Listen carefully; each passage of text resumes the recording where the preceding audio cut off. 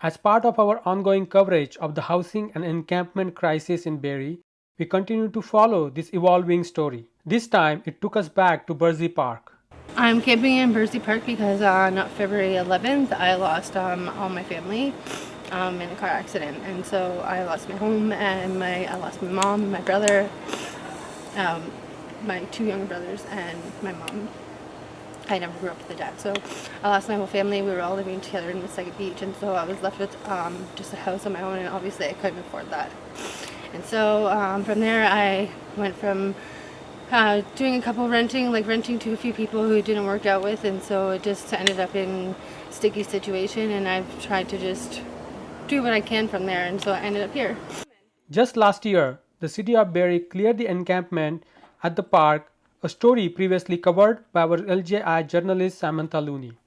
Ash Pineau, who had been at the park supporting encampment residents, returned to the now empty park to speak with Christine Nayler, our volunteer civic journalist, about the recent murders at the Flat Rock encampment near Victoria Street, as well as broader issue of homelessness and potential solutions to better support those living in encampments. Hi, Christine here with Simcoe Community Media.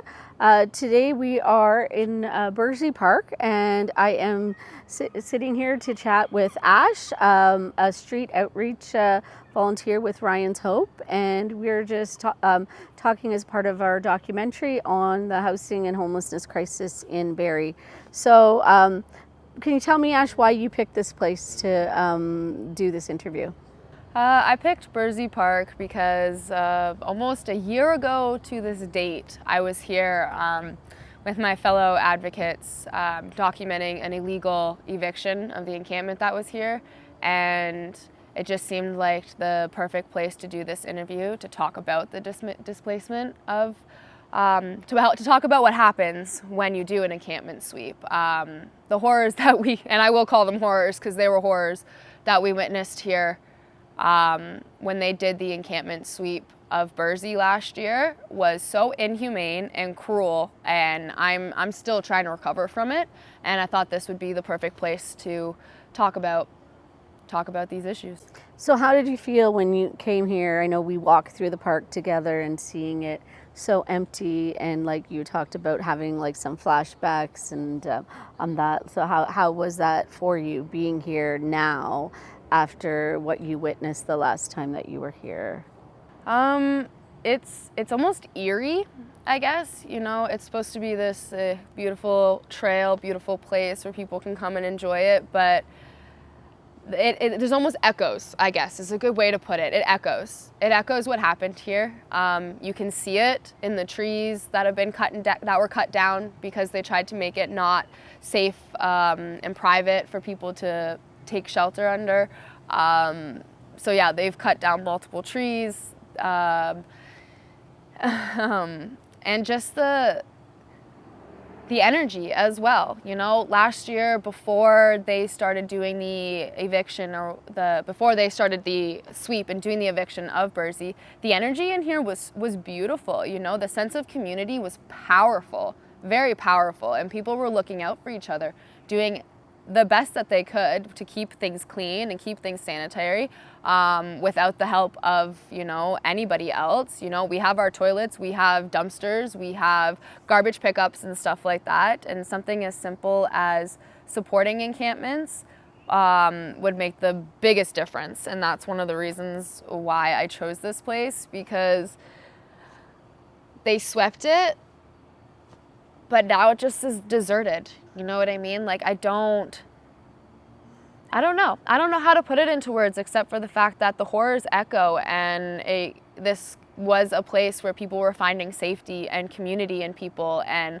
helping each other out. And instead of collectively helping each other out as a city, as a community, as the community of Barrie, they were swept under the rug. And it's the same thing that's happening again.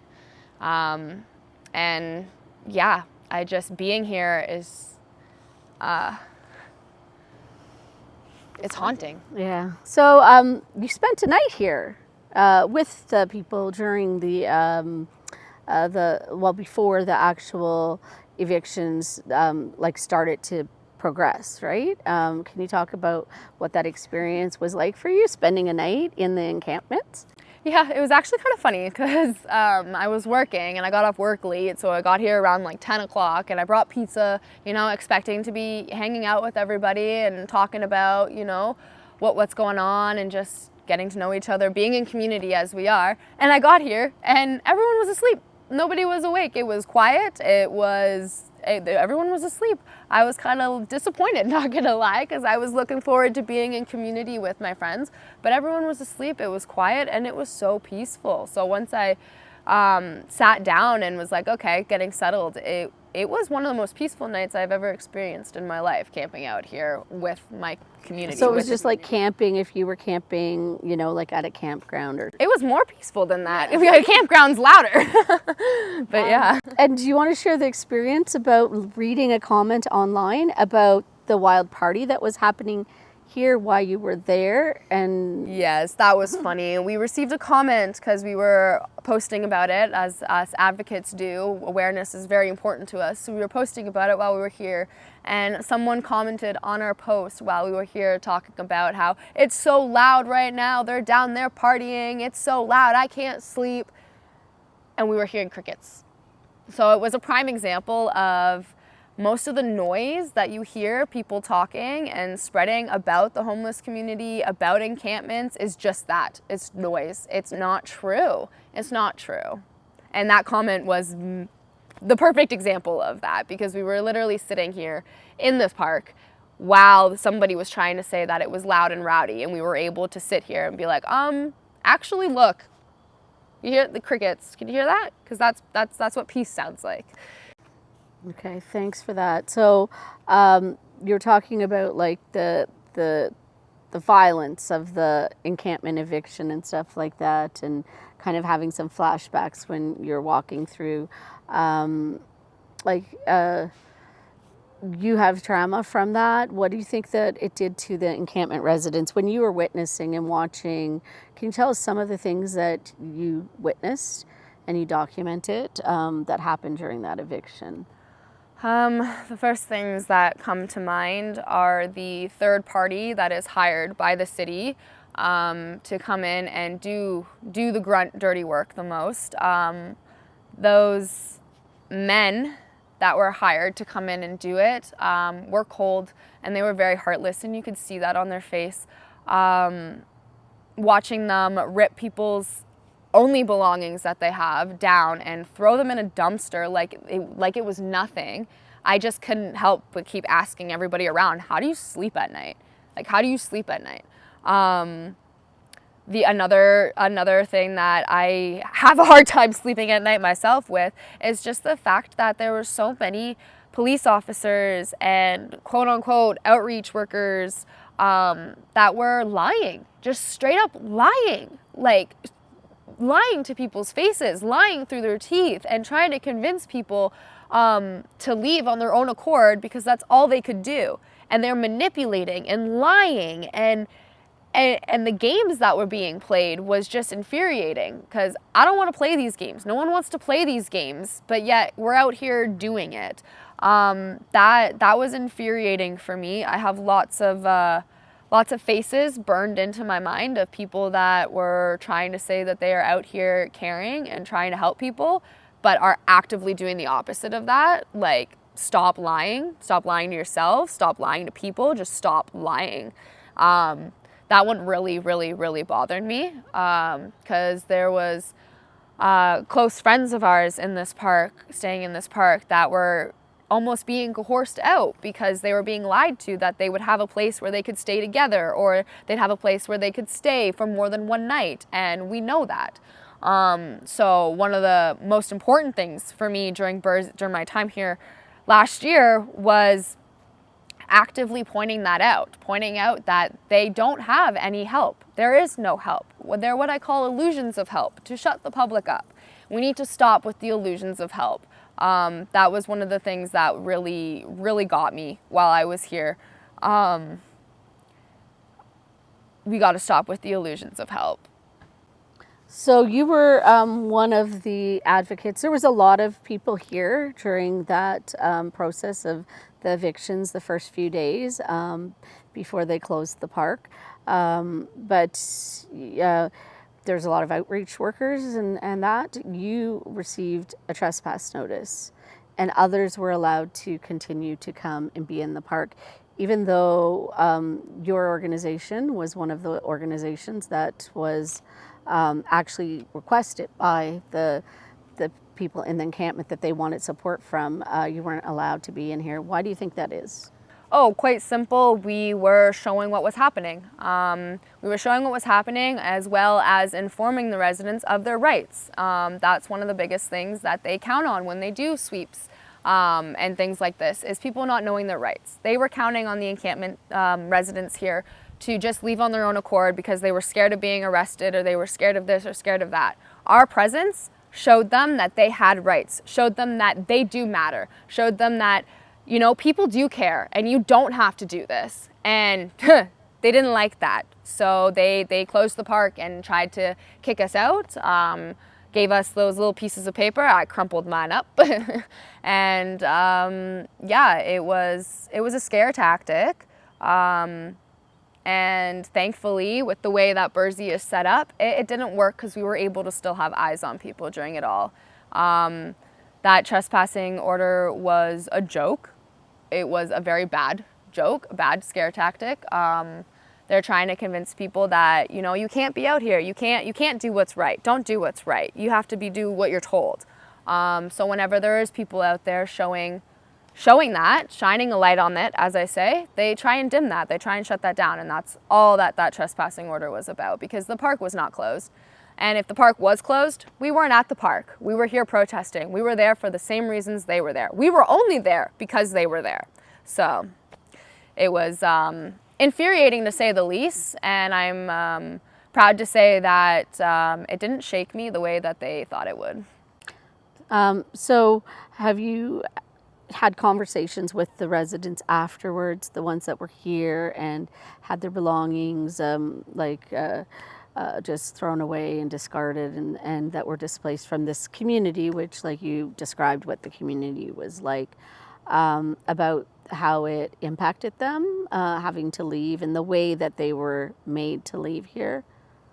I've had a couple conversations with people ever since. After it all went down, me and my advocacy group, we were made it a point to keep making sure and checking in on the residents because they were not allowed to leave. They knew if they left their tent that the ones that we were able to protect, that they would have all of their stuff stolen with.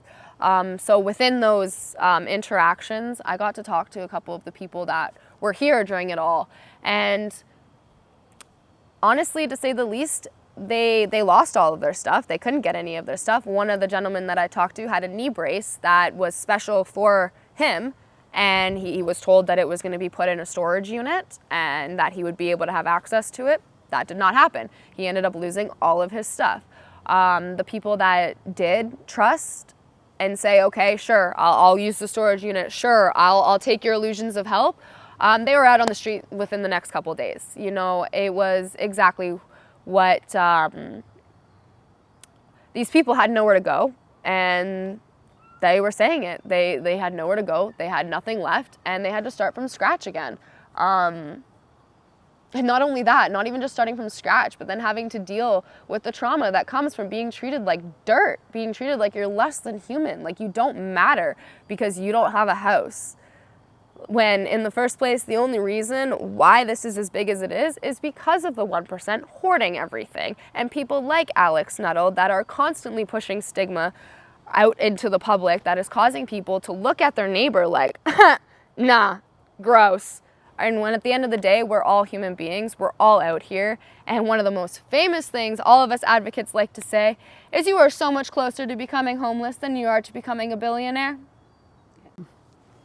So you heard about the recent displacement of people at the Flat Rock Encampment.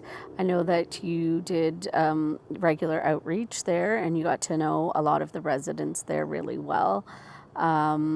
What are your thoughts about what's happening there? My thoughts.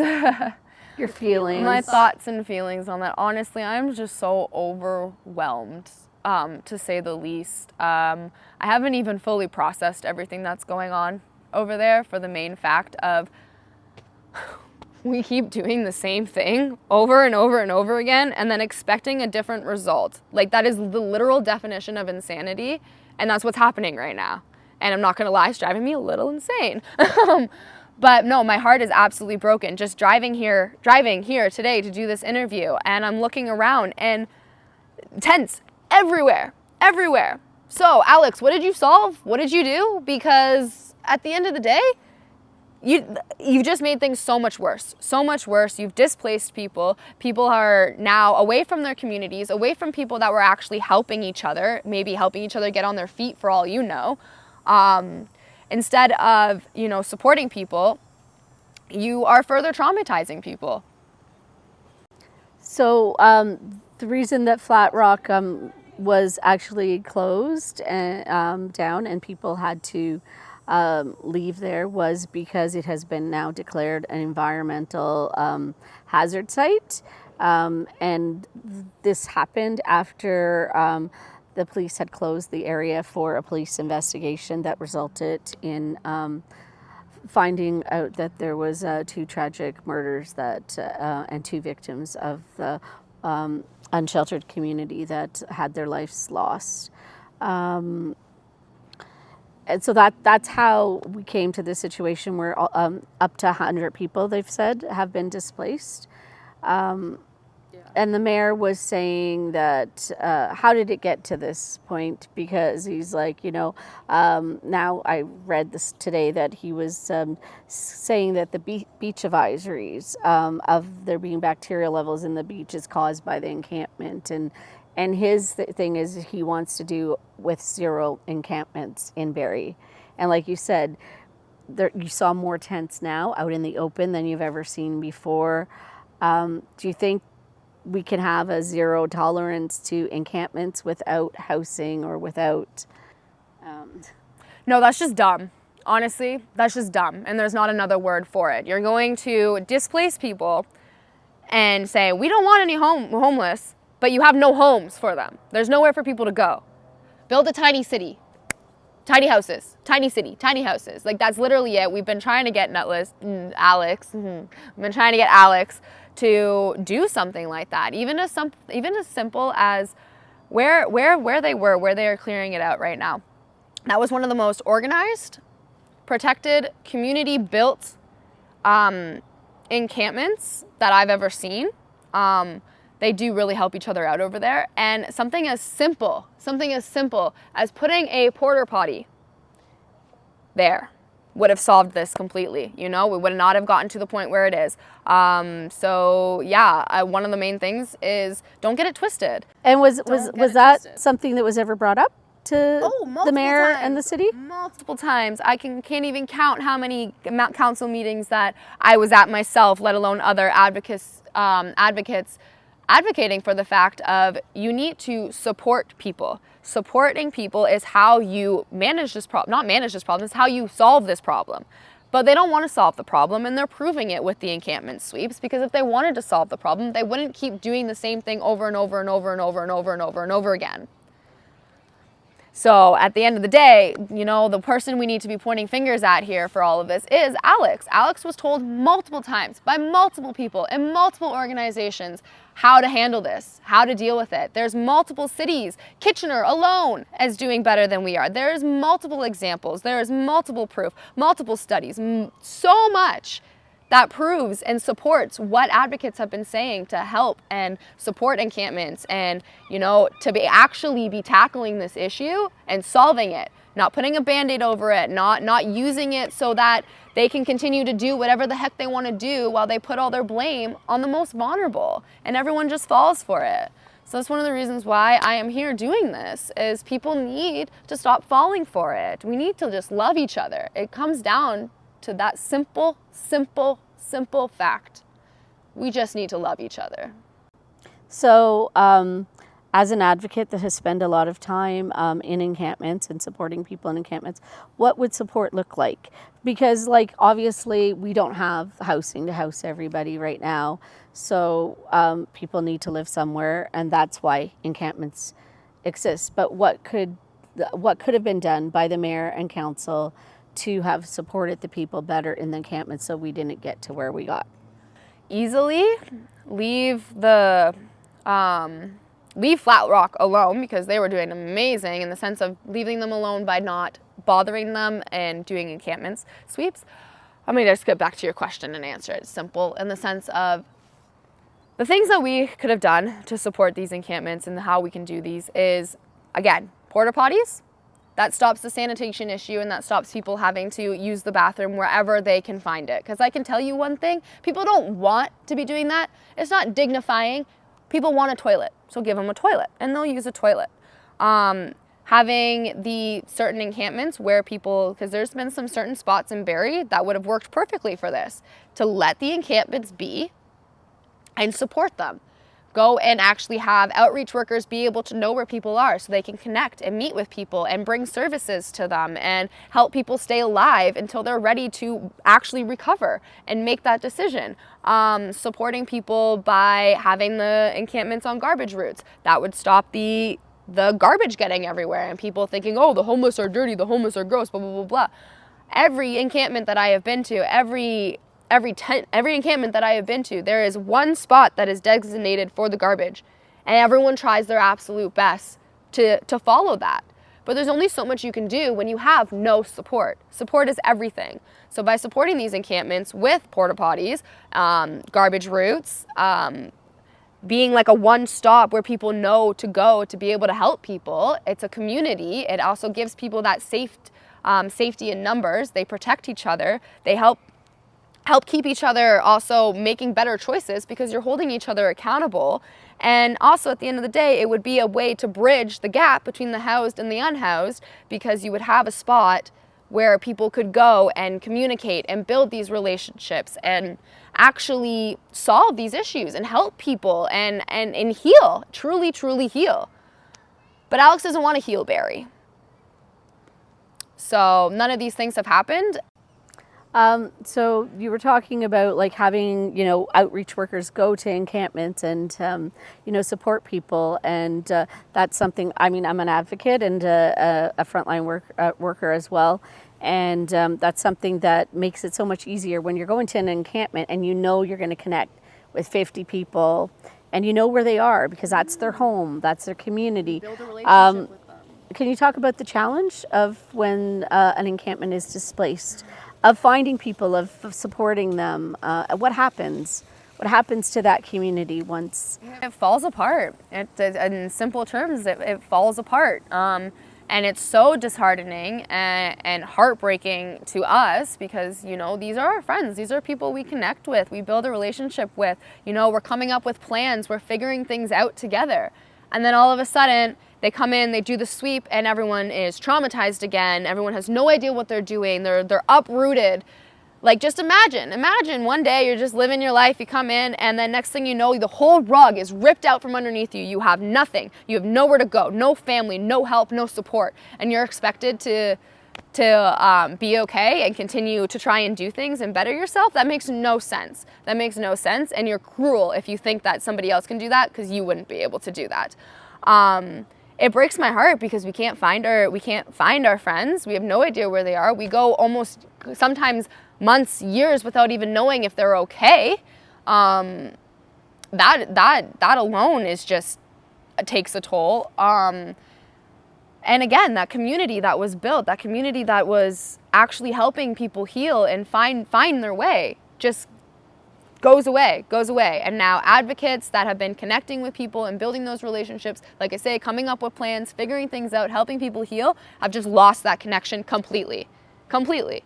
And sometimes we never find them again, for one reason or the next, you know what I mean? And it's not helping anything. All we're doing is harming people.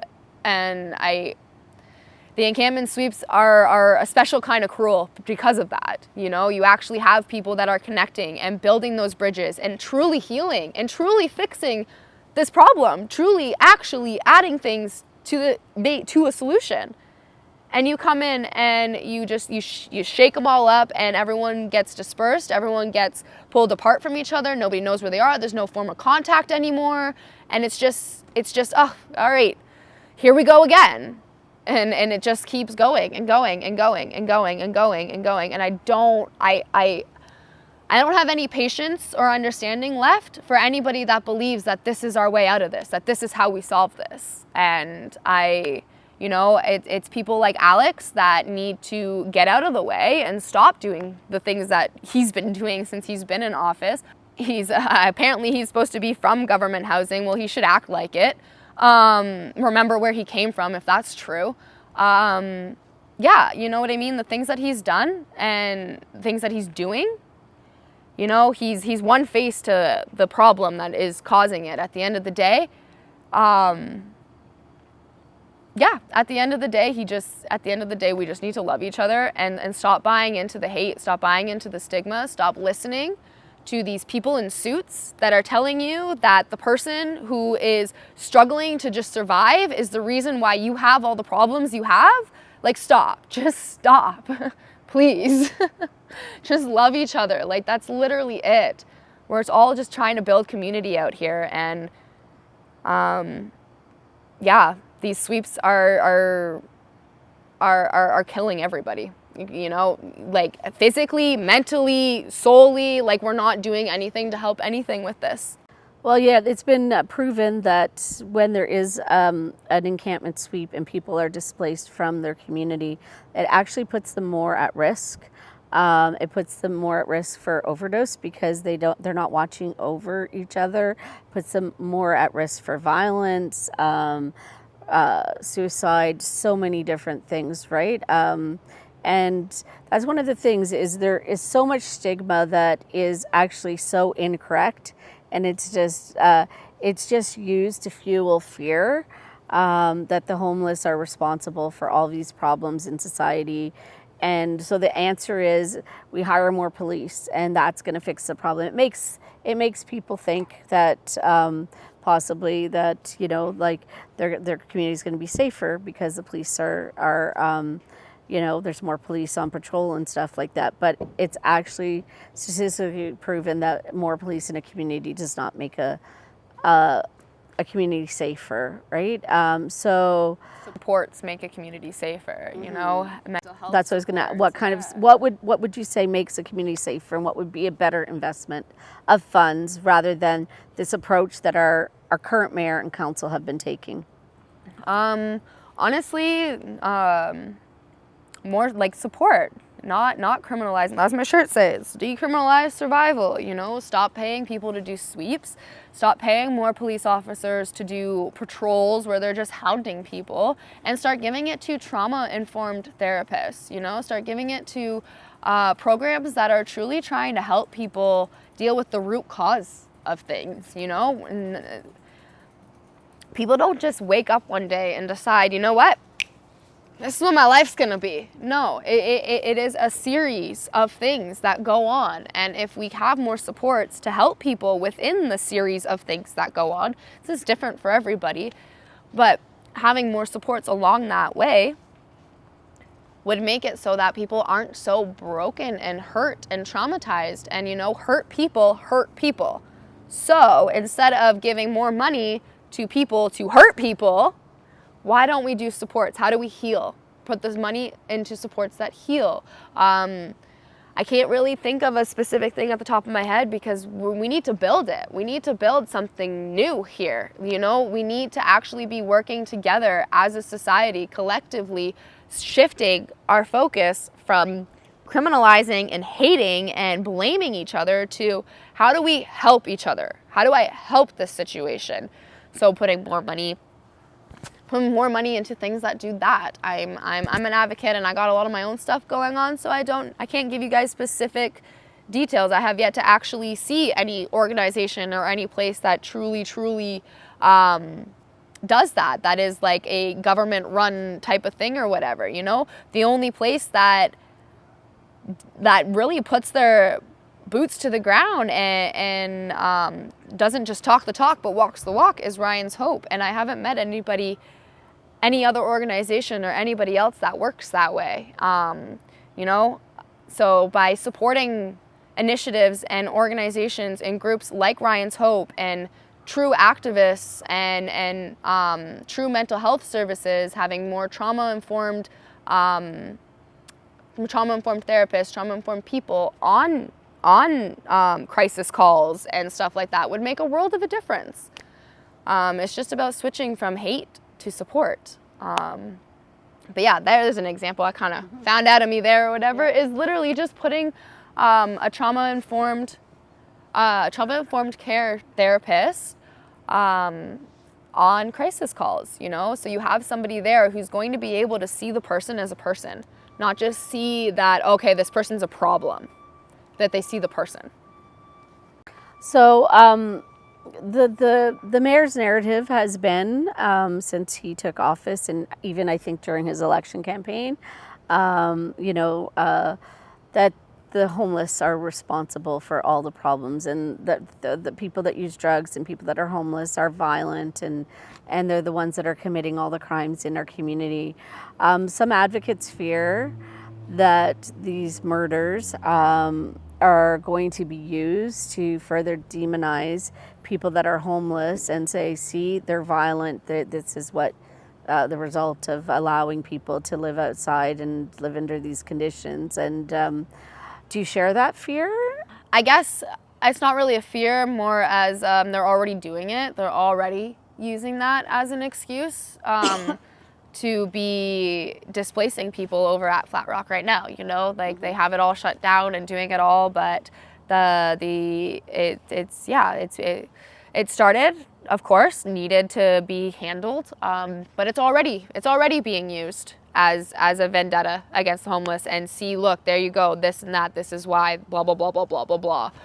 It's already being used. So yeah, my hope is that with all the advocacy work that people are doing and all of the information that's out there, that people will make their own minds, make up their own minds, and realize that the homeless was the victims in this situation.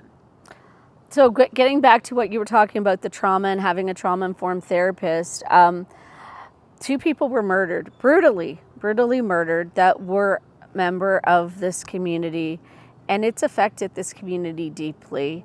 It's affected people in ways that, I guess haven't really been spoken about.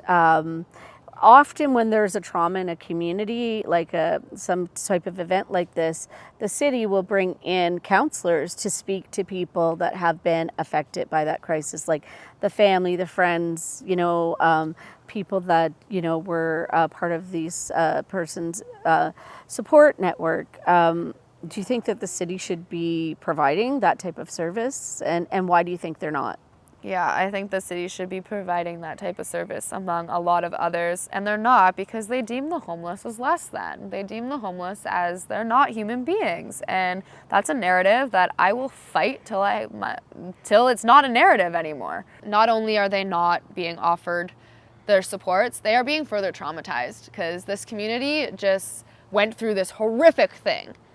And instead of, again, supports and allowing advocates to come in and trauma-informed therapists to come in and, be there for people and support people, what are they doing? They have the whole thing fenced off. Nobody can get in or out, and they are sweeping people out. They are displacing people. Who knows what they're doing behind there, because they don't have us there with the cameras on them showing them. And I fear for what's happening behind those fences, because I just know what they were trying to do here with us actually being here already. So not only are they not giving them support, but they are actively traumatizing them more with this sweep. Like, it's cruel. It's cruel. So yeah, they definitely should. And do you have any final thoughts or as like a closer? I'm probably just as like a plea, almost an ask, I guess, for anybody who sees this, to just love each other more. That's how we get through this. That's how we figure this out, is love. and loving each other. And my hope is just for anybody who sees that they can come to that conclusion that the homeless are not the problem, they are the victims.